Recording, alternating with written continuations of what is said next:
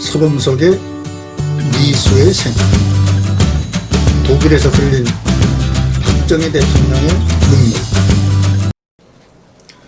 독일은 우리나라에서 광부가 가기 전에 유고슬라비아, 터키, 아프리카 등지에서 많은 광부들을 데리고 왔었다. 이들은 아주 나태하여 결국 광산을 폐쇄할 수밖에 없었다. 하지만 한국에서는 광부들이 투입되면서 생산량이 엄청나게 높아지자 독일 신문들이 대대적으로 보도를 하였고, 이렇게 근면한 민족을 처음 봤다면서 한 달 급여 120달러의 보너스를 줘야 한다는 여론이 일어났다. 한편 왜 간호사가 필요하였느냐? 국민소득이 올라가니 3D 업종이나 힘든 일은 기피하는 현상은 어느 나라나 마찬가지다. 특히 야간에는 일할 간호사가 없었다. 특권 수당을 많이 준다 하여도 필요 없다는 것이다. 한국 간호사들에 대해서는 아주 후진국에서 왔는데 일을 맡길 수 없다 하여 일부는 죽은 사람 시체를 알코올을 닦고 수의를 입히는 일도 하였으며, 일부는 임종에 가까운 환자들을 돌보도록 호스피스 병동에서 근무하였는데, 한국 간호사들은 환자가 사망하면 그 시신을 붙들고 울면서 염을 것을 보고 독일 사람들이 깊은 감명을 받았던 것이다. 우연한 기회에 담당 간호사가 자리를 비우든지 아니면 갑자기 간호사가 없을 경우면 주사도 놓고 환자를 다루는 것을 보고 깜짝 놀라서 한국 간호사에 대한 인식이 달라지기 시작하면서 의료 분야를 맡기기 시작하였다.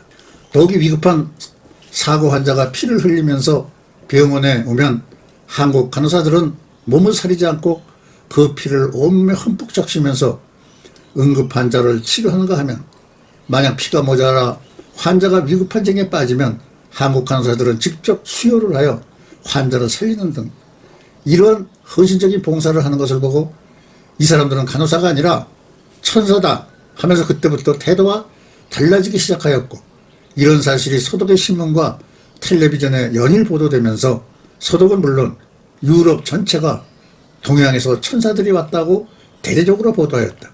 우리 간호사들의 헌신적인 노력이 뉴스화되자 서독 국민들은 이런 나라가 아직도 지구상에 있다는 것이 신기한 일이라며 이런 국민들이 사는 나라의 대통령을 한번 초청하여 감사를 표하자는 여론이 확산되었다.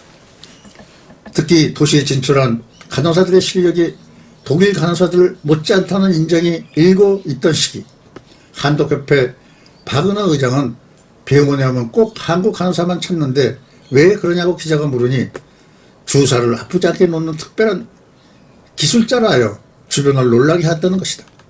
서독 정부는 그냥 있을 수 없다 하여 박정희 대통령을 초청하였다. 이것이 단군 이래 처음으로 우리나라 국가원수가 국빈으로 외국에 초청되는 첫 번째 사례였다. 우리로서는 안 갈 이유가 없었다. 오지 말라고 해도 가야 할 다급한 실정이었다. 그래서 모든 준비를 하였으나 제일 큰 난제는 일행이 타고 갈 항공기였다. 한국이 가진 항공기는 일본만을 왕복하는 소형 여객기로 이것을 갖고 독일까지 갈 수 없어 아메리칸 에어라인을 전세 내기로 하였는데, 미국 정부가 군사 쿠데타를 한 나라의 대통령을 태워갈 수 없다 하여 압력을 가해 무산됨으로 곤경에 처한 것이다. 그래서 연구한 것이 어차피 창피는 당하게 되었는데 한번 부딪혀보자.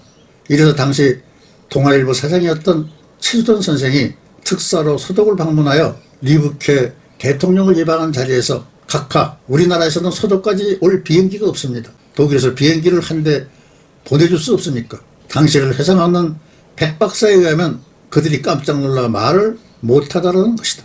결국 합의가 된 것이 홍콩까지 오는 여객기가 서울에 먼저 와서 우리 대통령 일행을 1, 2등석에 태우고 홍콩으로 가서 이코노미석에 일반 승객들을 탑승하게 한 후 홍콩, 방콕, 뉴델리, 카라치, 로마를 거쳐 프랑크, 포르토까지 간 것이다.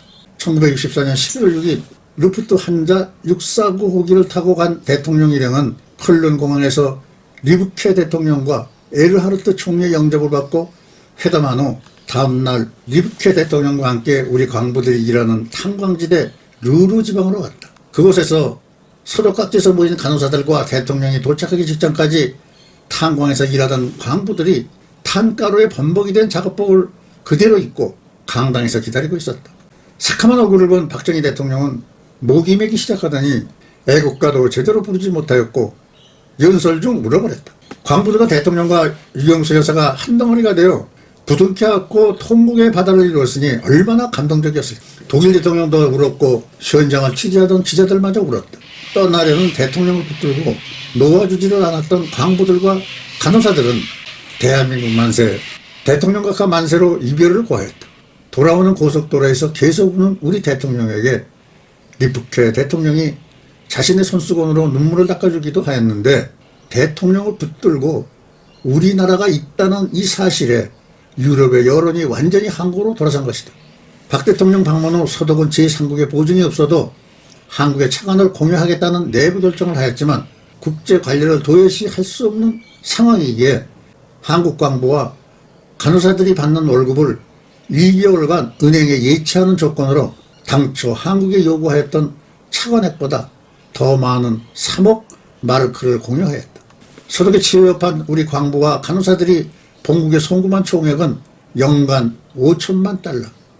이 금액은 당시 한국의 국민소득의 2%를 차지하는 엄청난 금액이었으며 이 달러가 고속도로와 중앙학공업에 투자되었다. 이후 한국과 서독 간에는 금융 문제는 물론 정치적으로 진정한 우방이 되었다. 서독에서 피땀 흘린 광부와 간호사들이야말로 진정한 의미에서 조국 근대화에 결정적으로 기여한 위대한 국가 유공자들임에도 우리들은 그들을 잊어버린 것은 아닌지, 국가는 당연히 그들에게 국가 유공자로 대우하여야 한다. 아우토반, 1920년대 말 히틀러가 만든 세계 최초의 고속도로다. 히틀러는 이 도로를 전쟁을 위하여 만든 것이지만 이 도로가 있었기에 2차 세계대전 후 독일 경제 부흥의 초석이 된 것이다. 이 도로를 달리던 우리 대통령은 3번이나 차를 세우고서 도로 상태를 면밀히 조사하면서 울었다는 것이다. 경상매일신문 2020년 5월 15일 보훈의 달을 맞이하며 순국선열의 희생의 눈물을 적십니다. 글 박영근 논설고문 신중년 사관학교 명예총장. 감사합니다.